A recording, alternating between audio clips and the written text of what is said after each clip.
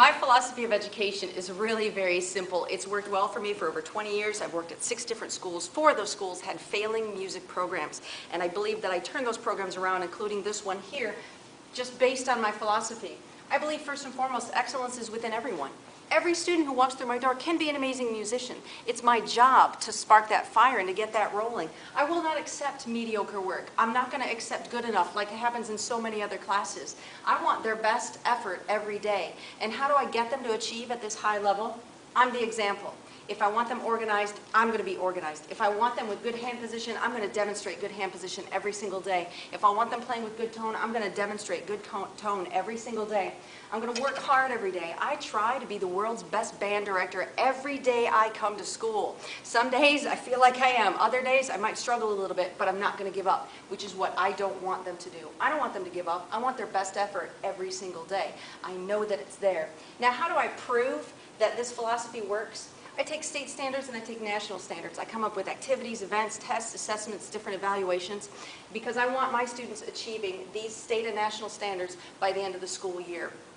Every teacher now is being assessed on student achievement here in the state of Louisiana and many other states. And we have to identify how many students are going to achieve these goals. How many of our students? I said 100% of my students are going to achieve their goals.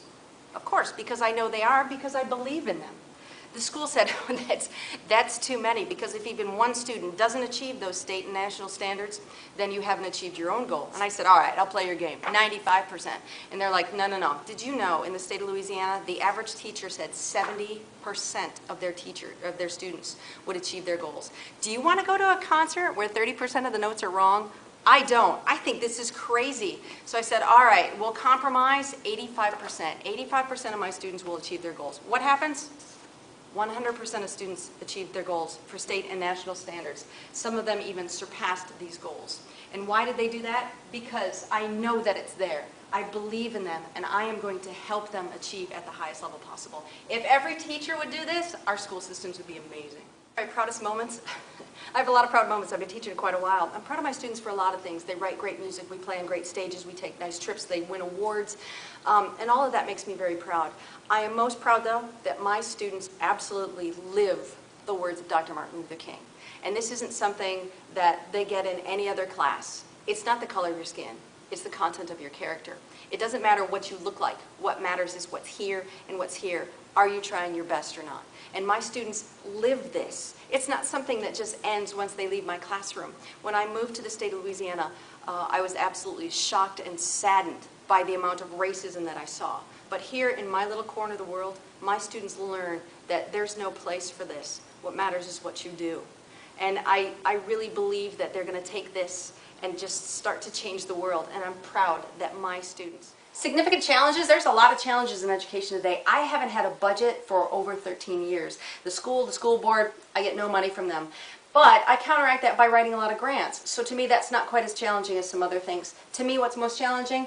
All of these electronics that are available to students today. When I started teaching, this was technology, and it was attached to the wall. So the students back then are far different than these students today who have access to information at any point in the day. And when they want to switch from one activity to another, it's an immediate switch. There's no waiting, there's no cleaning up. It's all right there.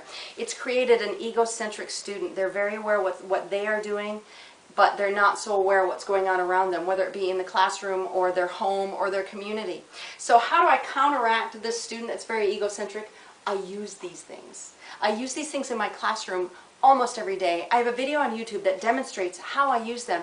It builds critical thinking skills. It enhances my lessons. It piques their curiosity. And what it does is it gradually makes them aware that these are great tools, but these are not the world. What's going on around them, that's a wonderful part of the world. And so I use these things to enhance my lessons and to show them that these are great tools, but really what's going on around you, that's even more awesome. Personal vision for music education really is all-encompassing. And by that I mean we're not just working on their particular instrument, on this piece of music for 6 months, getting ready for a festival or competition.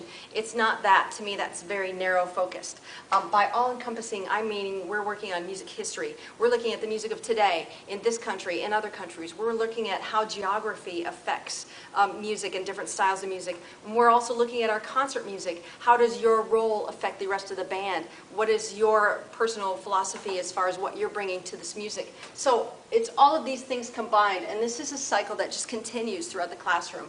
That, to me, is just a very comprehensive music classroom, a great experience in music education. We are the sum of our experiences, and so I want my students looking at all of these things and bringing them to their own musical experience and bringing that music alive. Had a positive impact as a music educator. I think being National Board Certified and working with the Little Kids Rock Foundation and the James Burton Foundation and really promoting music education is a positive impact. However, to me, my biggest impact is that I absolutely love my students, and I love that through music they discover who they are. They develop a sense of self-worth that they will never forget because they know I believe in them. And that, to me, is the most positive impact that I could have.